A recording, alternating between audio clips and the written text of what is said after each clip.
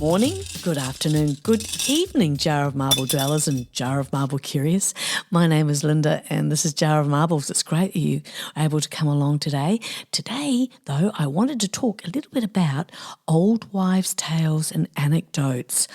It's a time where we can step into a world where an ancient wisdom and modern curiosity intersect. We're thrilled to invite you on an enchanting journey through the realm of wives' tales and intriguing anecdotes. Well, I thought they were a little bit intriguing myself. Join us as we delve into the captivating world of folklore, passed down through generations, influencing beliefs and practices that still captivate our imaginations today. In this podcast, we'll explore the origins, myths and truths behind wives' tales, discovering the fascinating cultural significance they hold. From remedies for common ailments to weather predictions and superstitions, we'll sift through the wisdom of the past to find out what holds up in the present. Whether you're a skeptic or a believer, our podcast promises to keep you entertained, informed, and even amused as we explore the enduring allure of wives' tales. So buckle up and prepare to be captivated. I was going to say activated, but anyway, you can be if you want to. Captivated by timeless stories that have stood the test of time. Thank you for joining us on this adventure. Don't forget to hit that subscribe button, and together, let's unlock the wisdom hidden within these intriguing wives' tales and anecdotes. Remember, the past holds many secrets, so let's embark on this delightful voyage together. Old wives' tales are perhaps as old as language itself. They're part of our oral tradition, originating long before pen and ink and books and movies, and certainly before the internet. Why do we cling to such tales about common ailments and our health when we live in a world rich with medical expertise and proven treatments and cures?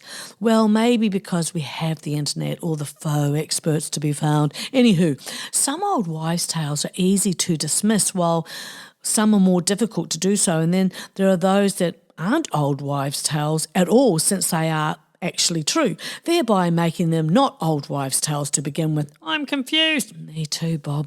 We all know that masturbating won't really make your palms grow hair. I'm off to shave. Wash my hands. Oh, ew, Bob. And that neither the position of your belly nor your internal temperature can predict the sex of your baby.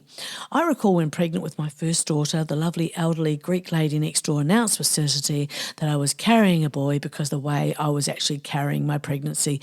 And I think she was saying I was carrying it from behind. I think she was inferring that the arse was big, but that's all right. And my daughter, my very beautiful daughter, was born penis-free. I was 22 at the time, and I'd never come across any kind of folklore like that regarding the prediction of sex of your babies, and I didn't really give it much thought at all at the time. However, other old wives' tales are more difficult to dismiss. White spots on our nails being caused by, say, calcium deficiency seems plausible, even though it's untrue. Some old wives' tales aren't old wives' tales at all. I can't even say it. I want to say Wales, old Wales tales. Okay, because it rhymes, doesn't it? Anyway, because old wives' tale is by definition untrue, but some are actually true. Now, so while it's important to stay sceptical while taking advice from adages with no clear origins, it turns out that some of these old sayings aren't as silly as they may seem once you take a look at the science behind them. Depending on where you grew up, where you're from, and the kind of tales spun by your parents and your culture and the other kids on the playground, you probably know a few old wives' tales. These stories, those stories that we learn when we're too young to really question them and just accept as facts, come from a wide array of sources. Some stem from little understood or outdated science, others from folklore that's passed on like an intergenerational game of telephone. Many old wives' tales like admonishing kids to spit out their gum instead of swallowing it, so it didn't stay in their stomachs, was at least originally intended to keep kids safe from harm. I found this lovely story.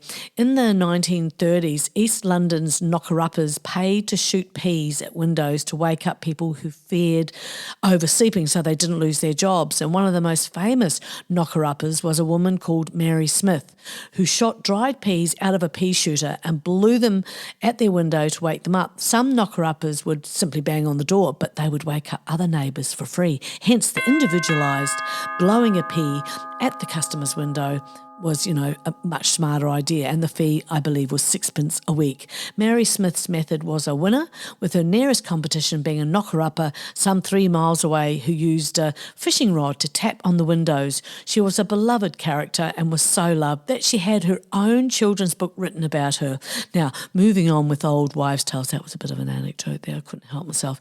We're figuring out which ones are real and which are bogus and where the heck they came from. Where did they come from? Well, swallow your gum, pluck out your grey hairs and hit the pool after lunch with wild abandon. Those and many others are perfectly harmless.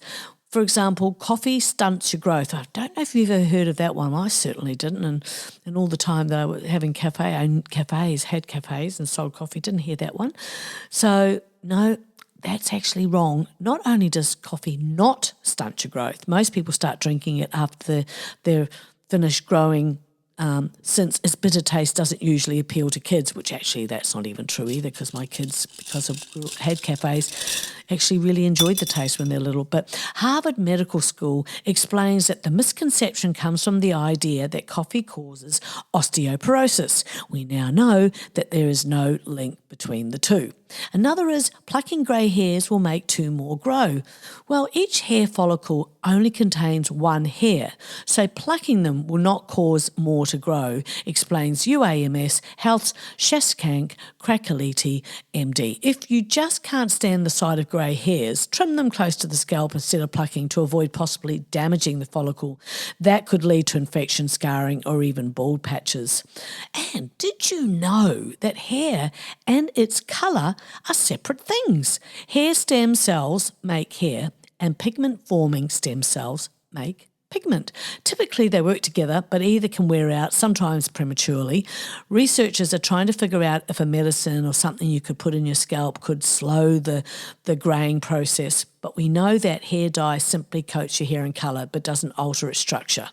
Most of us know a few old wives' tales that sound a bit bizarre. Unsurprisingly, a lot of them aren't true, though they have some fascinating and unclear origins and explanations. So as we know, if you pull out a grey hair, 2 more won't grow back in its place. Cats do not have a natural urge to smother and suck the life out of babies, and eating a seed won't cause a watermelon to grow in your stomach. Another myth, if you have wet hair and go outside in cold weather, you'll get sick. This is one that I believed. I didn't actually realise it till I did a little bit of research. So going out with wet hair is not going to cause an infection.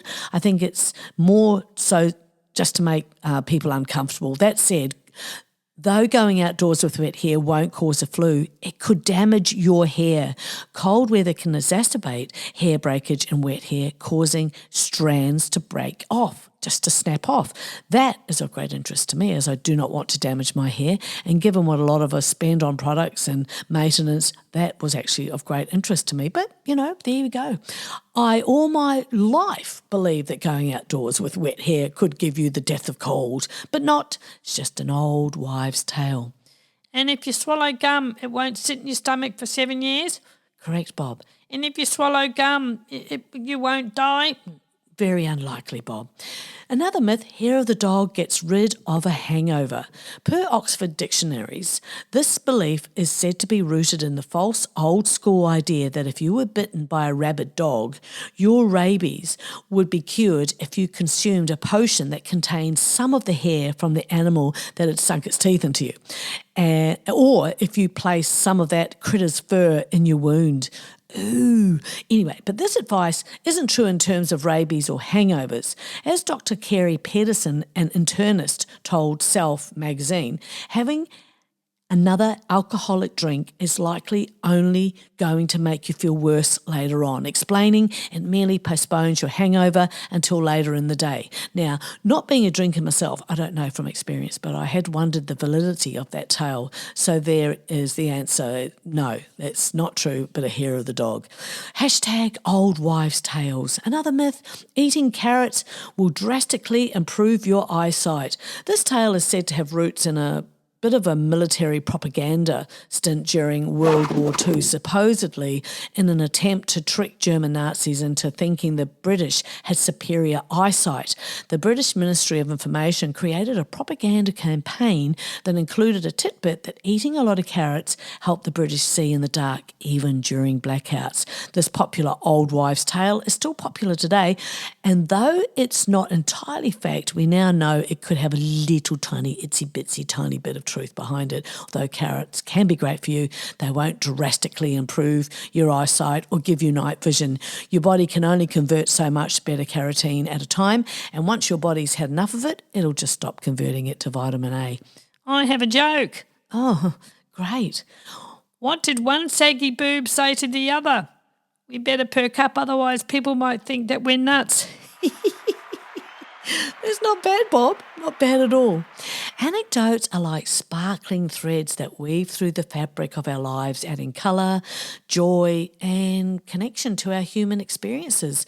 These small personal narratives are the delightful moments that often find their way into our conversations, creating shared laughter, nostalgia and a sense of camaraderie among friends, family and even strangers. One of the magical aspects of anecdotes is their ability to transcend time and space. A single anecdote can travel through generations, becoming a cherished family tale that is retold at gatherings and special occasions. These stories bridge the gap between different eras, allowing us to glimpse into the lives of our ancestors and understand their struggles, triumphs and quirks. Anecdotes are the glue that binds friends together. We all have that one friend who never fails to share the most hilarious or bizarre stories from their escapades. These anecdotes become part of their identity, and as they narrate these tales, we find ourselves laughing with them, imagining the absurdity of the situations and being grateful for the shared moments of amusement. Furthermore, anecdotes have the power to turn mundane situations into unforgettable memories. A simple trip to the grocery store can become an adventure if something unexpected happens, like a shopping cart race or a chance encounter with a lost friend. These moments are just transformed into anecdotes, recounted over and over and really cherished. Beyond mere entertainment, anecdotes play a crucial role in preserving culture and history. Folk tales and legends passed down through generations are, in essence, long-standing anecdotes. These stories carry the wisdom of our ancestors, teaching valuable lessons, instilling morals, and fostering a sense of belonging to a greater community. Anecdotes also allow us to see the beauty in the mundane and find humour in the ordinary. We laugh at little misfortunes and awkward moments that just make us all human. And through these shared laughs, we learn to embrace our imperfections and celebrate the uniqueness of each individual. So next time you find yourself chuckling at a friend's quirky tale or sharing your own hilarious escapade, take a moment to appreciate the profound impact that these anecdotes have on our lives. They are the threads that embroider the tapestry of our existence, adding joy, laughter, and a sense of belonging to our shared human experience. Embrace them, cherish them, and continue to weave the fabric of your life with these delightful and heartwarming narratives. Despite living in a rapidly evolving world of technology, the human experience remains deeply rooted in tradition and storytelling. We may have spaceships.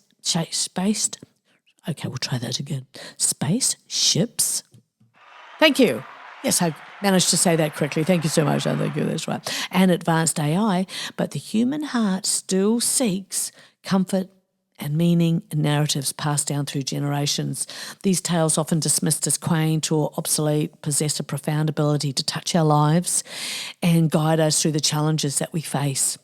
Consider the tale of knock-on-wood superstition, where many of us also knock the top of our head with a closed fist, knocking on wood to attract good luck, a positive outcome. Knocking on wood is traced back to medieval Europe. Trees are gorgeous, But what does a table have to do with luck? The tradition of knocking on wood to prevent a jinx started way back in medieval times. The church was a big part of life in medieval Europe, and people were eager to get their hands on anything they believed was holy or blessed. The easiest way to do that was by touching the wood that the church said was from the cross. Even if your coffee table isn't real wood, giving it a few good raps can't hurt. In a world of uncertainty where the future can be as unpredictable as ever, the act of knocking on wood to ward off bad luck speaks to our fundamental desire for protection and hope. It serves as a powerful reminder that no matter how advanced we become, some things will always remain beyond our control, and we seek solace in these age-old rituals. Similarly, the story of the boy who cried wolf continues to resonate in 2023, teaching us the importance of honesty and the consequences of spreading misinformation. In an era of fake news and viral rumours that aren't very vital, this moral holds even more significance. Our world may have changed, but the core values and lessons embedded in these tales remain constant beacons of guidance in navigating the complexities of life. Can't talk today. I've noticed that you're having a few problems with your words, aren't you? That's right. Don't sound like you're enjoying it so much, all right? I'm going to give myself a little bit of a thank you. You know why? Because I can. And it's nice. It just makes me feel a bit better. Moreover, anecdotes like the tortoise and the hare endure as symbols of perseverance and patience. In a fast-paced, instant gratification society, we are often reminded of the wisdom and steady progress and determination. These stories remind us that success may not always come in the blink of an eye, but with dedication, we can reach our goals even in the digital age. Through this podcast journey, we have rekindled our appreciation for the wisdom of our ancestors who, without the luxuries of modernity, found ways to express their fears, hopes and dreams through the spoken word. And we now understand that while technology may alter the way we live, the essence of human nature remains constant, and the need for connection, empathy and shared experiences is as vital as ever. This chapter of our exploration carries forward the valuable lessons and insights gained from these old wives' tales and anecdotes. May they continue to inspire, comfort and guide us in the face of an ever-changing world. As we embrace the future, we can find solace in knowing that the wisdom of the past will forever be a beacon of light in the labyrinth of life, no matter how obscure or antiquated they may seem. Some stories will always be fun, hilarious or strikingly terrible. Decades ago, I was in New Zealand visiting friends, and my sister said she wanted to take me to a gathering, a party, and wanted to introduce me to a few of her friends. So off we went, and it turned out that a chunk of the people there were my friends that I hadn't seen for a few years. So it was really cool. So we were there, madly introducing our friends to each other. And as the sun went down, the party moved inside and everyone was sitting around telling stories. It was fun. It was really relaxed. And then suddenly this guy piped up saying, "Hey, did you ever hear about that Timaru chick that made her mother a poo sandwich?" Did you say poo sandwich? Yes, I did. Bob, I said poo. Poo, that's right. He went on to say how he had heard that this girl had made her mother a poo sandwich, and it was even cut in half, placed neatly on a side plate, triangles as I recall, and how she had served it to her mum with a cup of tea. At that moment, my sister was sitting on the other side of the room looking at me as though she'd seen a ghost, and I quietly put my finger to my mouth to indicate, "Don't speak." The guy went on with the story. People were laughing so hard, and others were saying that they didn't believe it. Did they know who it was? If it was even true? When did it happen? So it was just that moment where I thought, this is what an urban legend is. I think that was the first time I'd even heard the term urban legend. And yes, it actually had become one, and an anecdote to boot. The guy that was telling the story looked at me at the end just as I was saying something like, nah, because I can't believe that. As I recall, he shrugged his shoulders and another subject came along. But the thing about that, the thing that stood out was the story the guy told was absolutely correct. It hadn't been embellished or changed at all. I guess it was a pretty damn good story. I mean, who would do such a thing? And this is one of those times when you look back and you ask yourself, any regrets? And do you? No, No point at all, really. Yeah. I heard a funny story from a listener who wishes to remain anonymous. I'll set the scene so you'll understand why it was so crazy funny. This lady is in a global firm. Her career is deal shaping in huge deals that are multi-millions of dollars in value. Anywho, she was on a Zoom call with 70 other directors and partners, and all faces were visible and the meeting was in full swing. Suddenly, she felt a huge burp coming on, so she quickly turned off the camera so she could just let the burp out. By all accounts, it was an enormous one. She had just had a glass of lemonade, so it was mighty. She turned the camera back on only to realise that she hadn't turned off the microphone. What's more, when anybody speaks, it speaks, your name vibrates. So how funny, boss, she's doing the biggest burp of her life while the firm got to hear it firsthand. She noticed a few faces showing a bit of disdain, a bit of disapproval at the sound, but the good part is she got so many laughs over it for herself. Every time she thought about it, she just burst into laughter again. Wives' tales. #wives' tales and anecdotes. Black cats have been considered spooky for centuries, and they're not alone. Black crows and ravens are seen as bad omens in several countries, from the UK to South Korea. One British tale states that at least 6 ravens must perch on the Tower of London or the royal family will fall into ruin. In Ireland and Scotland, it's the black magpie that comes with dark rumours. Seeing a pair of them is fine, but a single magpie is supposedly a sign of bad things to come. Another common wives' tale is, and this one is one of the most common superstitions we've heard, and it's believed in countless countries. According to the stories, breaking a mirror causes 7 years of bad luck. Why? Some believe that one's reflection in a mirror is tied to their soul, and the details of what happens when one's reflection is shattered are hazy, but they can't be good. This wives' tale is from Turkey. The Hagia Sophia is an ancient church turned mosque turned museum in Turkey. It's been around since the reign of the Byzantine Emperor Justinian I. According to lore, the emperor's headache magically vanished after he touched a particular column in the church, and after that, people decided the column was blessed. Today, people line up to place their thumb inside a particular hole in the column, rotating it to acquire the column's purported healing effects. And this wives' tale is from Sweden. Why this old wives' tale is strange is manhole covers seem pretty ordinary, right? Most of us hardly even notice them at all, but in Sweden, it's believed that stepping on them can bring either good luck or bad luck, depending on what letter is marked on them. Covers marked with a K are considered good luck because in Swedish, the word for love starts with K. Covers marked with an A are thought to bring bad luck because the Swedish word for heartbreak starts with an A. The letters actually just indicate whether the manhole leads to clean water or sewage. So there you have it. And that's the end of another podcast, Marble Dwellers. Thank you so much for joining us. I hope that you've had a great day. I hope you've enjoyed the podcast. I hope the week ahead is a fantastic one. And just remember to say good day to the family for me if you could, and give the little doggy a little pat. And we'll see you next time, okay? All right. Bye. Bye.